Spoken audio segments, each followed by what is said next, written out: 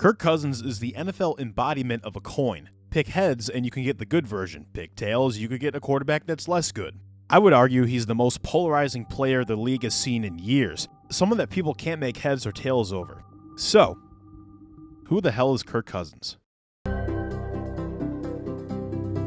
Kirk Cousins is apparently a fool's gold stat patter, yet he's a statistical minotaur and has a career winning percentage over 500. Kirk Cousins is apparently one of the greatest box score quarterbacks ever, but can't produce in the playoffs when it matters and plays at his best when the game's outcome is already decided. They say the truth often lies in the middle, and in this case, the truth is Kirk Cousins. Over time, what was once a fourth-round backup to a Heisman Trophy winner developed into a good starting quarterback. Not just good for a fourth-round pick, but good for any kind of quarterback.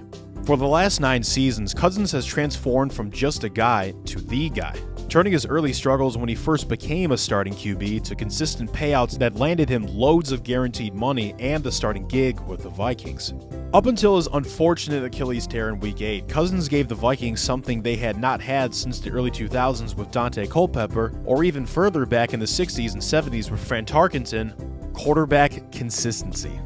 Captain Kirk has not matched the MVP-level heights of a Randall Cunningham 1998 or a Brett Favre 2009, but he's been more durable, allowing the Vikings to continue to be as competitive as they've been. Well, they've ranged from mediocre to good in his presence, so I don't know if I'd say they've been a contender, but hey, they've been watchable, and that's good enough for me because I love fun players. I love fun teams, even if they're mediocre.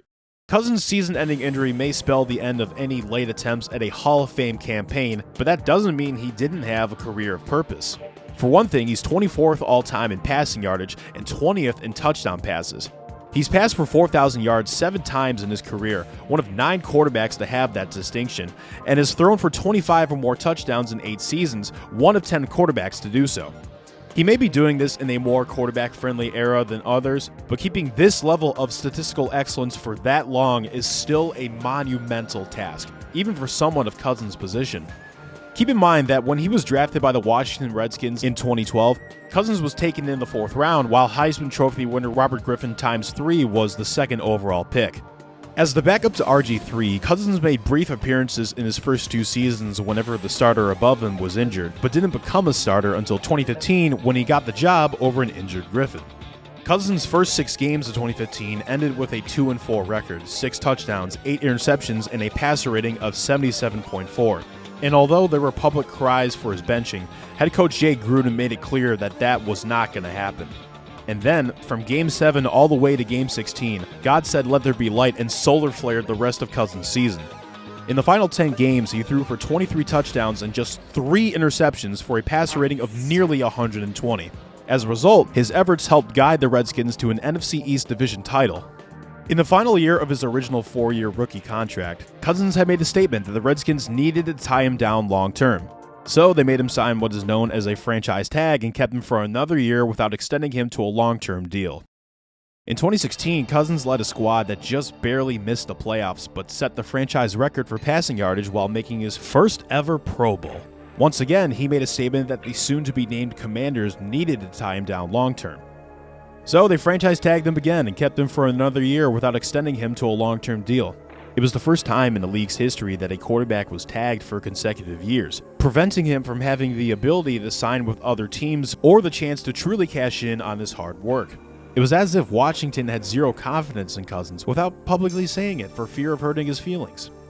A lame duck 2017 soon followed when the Redskins finished a middling 7-9, and at last Cousins was able to sign with another team for the first time in his career.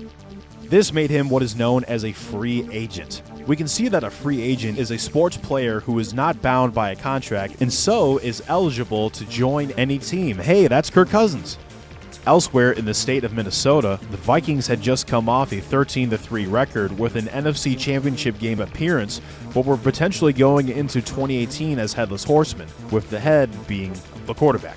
There was no head. Teddy Bridgewater was hurt. Sam Bradford was hurt. Then starter Case Keenum wasn't hurt, but he sucked before 2017, so that wasn't too good. So the Vikings did the impossible, signing Cousins to the first fully guaranteed deal in NFL history, a contract worth $84 million. It's truly bizarre to think the first fully guaranteed signing didn't belong to some of the greatest quarterbacks in NFL history. Manning? Brady? Breeze? Rodgers? Nope, boom, incorrect. The deal was a watershed moment for NFL labor disputes that remain prominent talking points among free agents and players in contract seasons to this very day. Under Cousins, the Vikings have had a much more stable floor, but without the heights presented by the Case Keenum-led squad. As such, they only have 2 playoff appearances in 5 full seasons, and just 1 playoff win. And this is the part of the video where we ask, why? If we look at Case Keenum and Kirk Cousins, Cousins has the superior career. He has more yards, he has more touchdowns, he has more Pro Bowls. What does Keenum have that Cousins does not? Well, first, Keenum was quite mobile, as he was able to make plays with his legs, plays that would stall under a quarterback with the mobility of a court lobby statue. That court lobby statue is Kirk Cousins, who has played quite well from the pocket, better than Keenum, but without any of the creativity that gave Keenum an edge as a playmaker. Second, Keenum was just luckier. Okay, I don't know if I can dispute that, but for the sake of this video, hear me out. The risk he took on deep passes that paid off. The times his receivers bailed out an errant throw. The Minneapolis Miracle. If Case Keenum's run was lightning in a bottle, Cousins' run the following 5 years just existed. Still, Cousins has offered the Vikings the best quarterback their franchise has ever had since the days of one Dante Culpepper, one Tommy Kramer, or one Fran Tarkenton. From 1990 to 2017, after the end of the Tommy Kramer era, the Vikings had 26 different starting quarterbacks come and go. It wasn't like they were one of the league's least successful teams in that time either, as they had 14 playoff appearances, 7 playoff wins, and 4 conference championship appearances. Minnesota, for much of their existence, has shuffled between big names at quarterback, guys that actually had great seasons with the team, but for one reason or another, could not sustain that early level of success and flamed out. Now, under the Cousins tenure, they've only had to start 4 other quarterbacks, and 3 of those came this past season after Cousins' Achilles tear.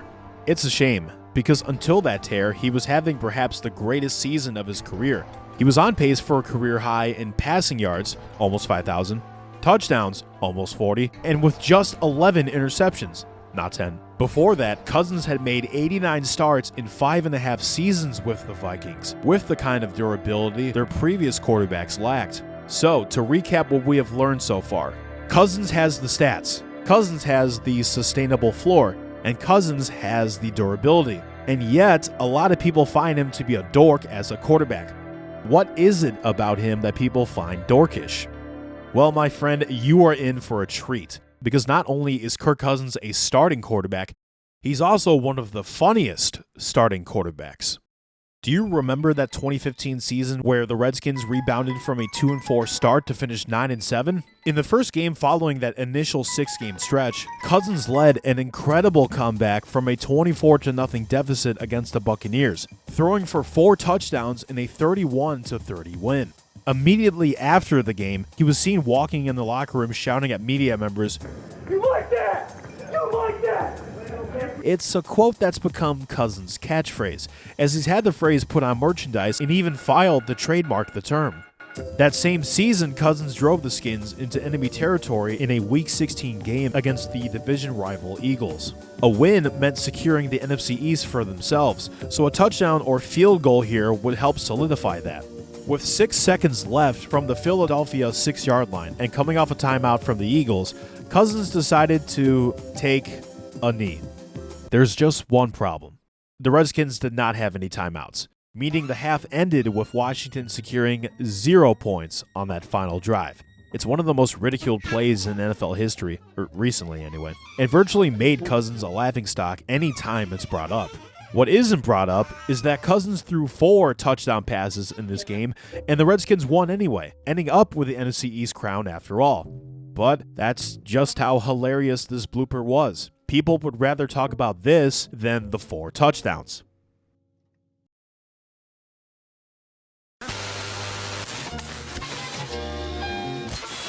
All right, let's fast forward 6 years later to 2021. It's Week 12 in a must-win game for the 5-5 Vikings, and they're playing the 5-5 49ers. The Vikings had the ball on the goal line down 34-26 with 9 minutes left in the game. Obviously, the goal is to tie right here to give Minnesota a better chance of winning. Cousins lines behind the right guard to take the snap. That's a predicament because the right guard does not snap the ball. The center does. Whoops. Cousins lined up behind the wrong offensive lineman, and the Vikings were forced to use a timeout to avoid an embarrassing delay of game penalty. And that ended up costing them because they ended up turning the ball over on downs and eventually lost the game, making this another source of ridicule for Kirk. Now let's fast forward a year later. It's 2022. The Vikings have suddenly started doing this crazy thing called winning. Cousins was guiding a team with a negative point differential to 13 wins and just 4 losses. And Cousins tied the NFL single-season record for fourth quarter comebacks and game-winning drives with a whopping number of 8 in each category. In that same stretch, the Vikings erased a 33-0 halftime deficit in a December game against the Colts to win 39-36, providing the largest comeback in regular season history. As they went into their wild-card playoff matchup against the 9-7-1 Giants, they seemed to be a team of destiny if said team was destined to win at least one playoff game. Appropriately enough, this game came down to the wire on a 4th and 5. If you're an NFL fan, the obvious play here is a first down throw to All-Pro wide receiver Justin Jefferson, who will go on to win Offensive Player of the Year for the 2022 season. A big reason for this was in the Bills game, he made a game-saving reception on a 4th and 18 late in the fourth quarter, and it's one of the greatest catches football has ever seen and will ever see. Jefferson's route is deep on this play, and Cousins makes his move by checking down to a covered receiver tackled 5 yards short. There's 2 arguments that have come out of whatever the hell just happened. The first is that Cousins made the most ill-advised play of his career by not forcing it down the field beyond the first down marker, instead deciding to play it safe with an easy completion to Pro Bowl tight end TJ Hawkinson in the hopes that he would miraculously pick up the first down. The second argument is that this was the smartest thing Cousins could do, as Jefferson was blanketed by coverage down the field and the quarterback had pressure from the interior in his face thanks to the likes of All-Pro defensive tackle Dexter Lawrence, Sexy Dexy. His defenders argued that he had no choice but to get this off to Hawkinson in the flat. Whether you agree with Cousins' decision or not, life was not concerned. Then again, Cousins seems like the kind of guy that would be at peace even if he never took home a Super Bowl trophy. In 2020, Cousins hopped onto a Ringer podcast hosted by media personality Kyle Brandt. This was, of course, at the height of the COVID-19 pandemic, and several months before COVID vaccines were approved by the FDA. When asked if he had fears of the virus, Cousins simply paraphrased the famous quote from Rocky IV villain Ivan Drago, "If I die, I die." A year later, when the vaccine was widely distributed, Cousins drew criticism for not getting it. Instead, his suggestion was surrounding himself with plexiglass, what you'd see at pharmacies, some grocery stores, dentistries, and counters, and front desk. Now, the point here isn't a pro or anti-vaccine statement or whatever. My point is that Kirk Cousins is a very strange individual. Strange in what he says, strange in how he plays, strange in how he acts. He's a humble family man in a devoted Christian household, yet he will also rock thick frames and diamond necklaces on a plane while shirtless. He'll also blow the Vikings' famous Yowler horn before a game, with necklace chains, shirtless. His son is also there with him, shirtless. Okay. He's one of the more basic personalities in the NFL, while simultaneously being one of its silliest.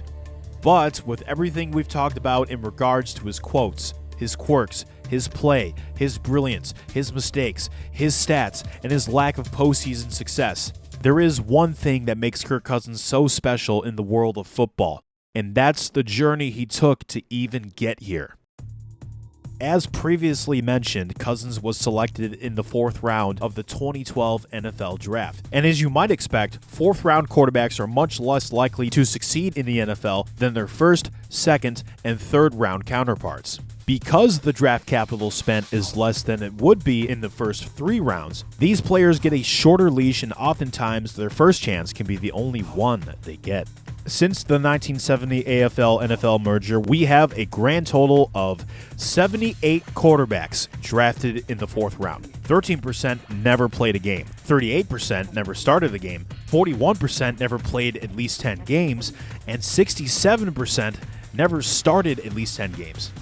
Now, 8 of those 78 players played at least 100 games, or roughly 10%. And only 5 quarterbacks started at least 100 games, or roughly 6%. The 5 such quarterbacks were MVP and Super Bowl champion Joe Theismann, MVP winner Rich Gannon, Pro Bowler Steve Beuerlein, Offensive Rookie of the Year and Pro Bowler Dak Prescott, and Kirk Cousins. These 78 quarterbacks have combined to play about 2,800 games, with a little over 1,400 of them being starts. That's only over 35 games played per career, and just over 18 starts per career. Kirk Cousins has played in 150 games, with 145 of them being starts. Those 145 starts are the most from any fourth-round quarterback in the history of the modern NFL. Each of the first 4 rounds have produced their share of Pro Bowlers, but the numbers do bungee jump into a stomach-churning abyss after the first round. The modern NFL has produced 66 Pro Bowlers from the first round, 13 Pro Bowlers from the second round, and the third round has produced 14. The fourth round has produced 6. Just a little over 7% of any fourth-round quarterback has a shot at being a Pro Bowler. 2 of those 6 quarterbacks have reached 4 Pro Bowls, Rich Gannon and Kirk Cousins. Now, not every Pro Bowl is correctly earned, as we know, but that's a topic for another time. Using StatHead's database, a grand total of nearly 990 quarterbacks were lucky enough to play at least one game. About 770 were even luckier to start at least one game. Assuming these numbers are accurate, 178 quarterbacks have been selected to at least one Pro Bowl. That's about 23% of the 769 quarterbacks to start at least one game, and about 18% of the 986 quarterbacks that played at least one game. Cousins is one of the 178 quarterbacks that's been called up to the Pro Bowl at least once. 7% of the 769 quarterbacks who have started an NFL game made it to at least 4 Pro Bowls, and that drops to 5% when factoring in the 986 quarterbacks that made at least one appearance. Kirk Cousins is one of 53 quarterbacks in the NFL's history to make it to 4 Pro Bowls or more. 23 of those quarterbacks were first-rounders, which means a fourth-round quarterback had a career that was in the ballpark of being as successful as about 23 first-rounders. When you take the time to look at every fourth-round quarterback that's come and gone, and then look at Cousins, you look at a guy that was facing Goliath and then became Goliath himself. What many fans see as a quarterback who can't win the biggest games, others can see as a quarterback that made it to the biggest stage and stayed there longer than most first-rounders. Fans have him either inside the top 10 for quarterbacks entering the new season or on the outside looking in. But it's easy to forget that most fourth-round quarterbacks aren't even in a position where this can be a possibility. And even if that's the case, how long do they last? 3 games? 5 games? 10 games? These guys don't get to be the answer at quarterback, just the stopgap. For 6 years, Cousins has been the answer for Minnesota. I'll go as far as saying this. Kirk Cousins has had a great career in the NFL. Is this in any way hyperbole? Perhaps, but consider that the average NFL career is a little over 3 years, 3.3 to be exact, according to Statista. Cousins has been in the league for 12 years, nearly quadruple the league average. You know Ryan Fitzpatrick, right? That dude was constantly moving to new locations because he couldn't stop turning the ball over. However, he was a prized backup that lasted 17 seasons. That, to me, is a good career. Tom Brady, well, obviously won more Super Bowls and went to more Pro Bowls than anyone who has ever played the game. That is an excellent Hall of Fame career, and Cousins is in the middle. He has not been an excellent starter, however, as a quarterback that has been in the league for as long, and with the numbers and work he's put up, his career has been great. It just so happens that on top of all of that, Kirk Cousins is one of the most unique personalities football has to offer. He might not always be your favorite quarterback, but you can never say that he's boring.